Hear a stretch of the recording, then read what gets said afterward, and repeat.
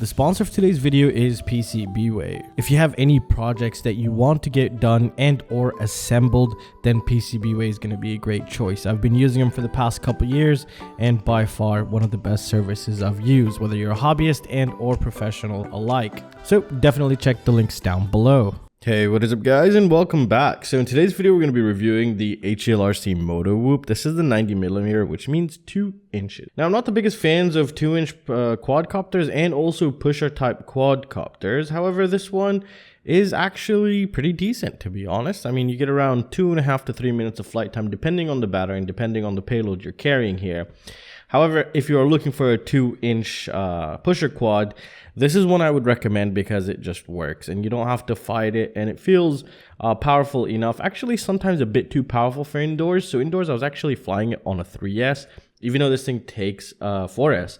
I flew both 4S and 3S, but I preferred to fly 3S indoor more than 4S. And that's really nice, so you have that flexibility there.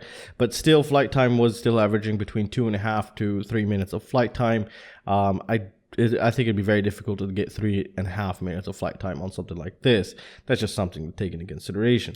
Now, let's talk about the design here. Now, this is where it excels the most, in my opinion, due to what they have done, actually. So, first of all, we get proper prop guards. That is, or ducks, I don't know what you want to call them, but I don't think these are more of a prop guards than ducks, actually.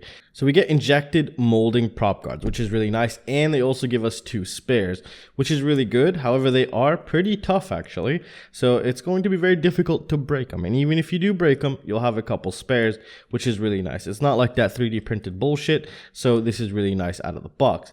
Now we also get 1 extra set of propellers, and as you can tell here, the motors are kind of fat for a little 2-incher, and if we actually take a closer look here, these are 1303.5, so it's going to be a little bit difficult to see here, but they are the HGLRC, I don't know how to pronounce that, jealous, anyways, they're the 1303.5 4500 kV here, and they seem to do the job just fine. Now I wish they would have done a 6S variant like their Pretel.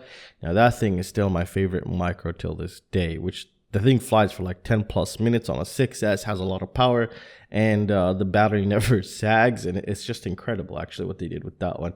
But again, this has a different type of application, and honestly it's not the application for myself, and that's why I'm not really a big fan of these. But now if we look at the camera here, the camera isn't my favorite, and for camera I have no idea. They're using a Runcam something nano, I think, and not the best quality, but will get the job done.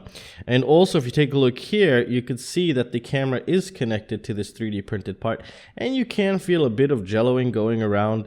Not jelloing, well, probably outside you'll see some jello, but indoors you could kind of see it not look very stable, even though the quad felt very stable actually. But this will kind of introduce some sort of little wobbles here and there.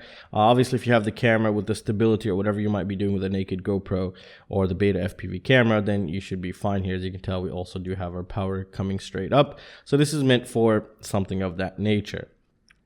Now, if we talk about the stack inside, we actually have the Zeus 13 all-in-one 3 to 6S. So this thing actually takes 3 to 6S. It is a all-in-one board here, and it even has BL32 ESCs on board, which is pretty crazy actually for an all-in-one crazy bee type board here. That's actually pretty incredible, to be honest. And for transmitter, we're using the Zeus Nano. So this is a 350 milliwatt transmitter, which is pretty decent. And for camera, it's actually the Runcam Nano 2 camera. Again, not my favorite, but it gets the job done. Now for propellers, I just figured out what they're using. They're actually using Emax propellers. These are the Emax Avon Micro 2-inch 4-blade propellers here. And it's pretty good. So for battery, it takes 4S 300 milliamp to 450, but you could also experiment with that. I actually was flying 4S 450 and I think a 3S 500 and also a 350, which just all did just around the same time. I didn't notice anything noticeably different other than the 3S and the 4S having a bit more power, but not that much of a difference in terms of flight time. Now again, if we come back to the execution, we see that our video transmitter is mounted beautifully, and also our receiver here. And what's really nice with HGLRC stuff, especially when they give you the receivers built in, you don't have to take it apart to bind it. They always leave you access to that button if you just stick it in just right, and you should be good to go. And not to mention, they also do provide you with the adapter because you will definitely need this to actually program this thing, because it's in a very tight position. But with the adapter, you are good to go. You just stick it through there, and that's really it. There's nothing else to that. So overall, what do I rate this thing? Well, I'll give this actually a 8 out of 10 for what it is. Not in terms of the micro class, but in terms of the 2-inch pusher class, because those are very hard to get right, and they did a really good job, a decent job, I would say, which is totally acceptable and nothing inherently wrong with it, and you could totally get it going and doing what you want it to do and what it's been designed for. So out of that, I give it an 8 out of 10, especially with the execution. I didn't have to fiddle with anything, and everything seems to be properly mounted and secured. However, I can't stress enough just to check all the screws whenever you get any pre-built quadcopter. And that's really it. Everything's linked down below if you can check those out. It was a great support channel, and I'll see you guys in the next one. Peace.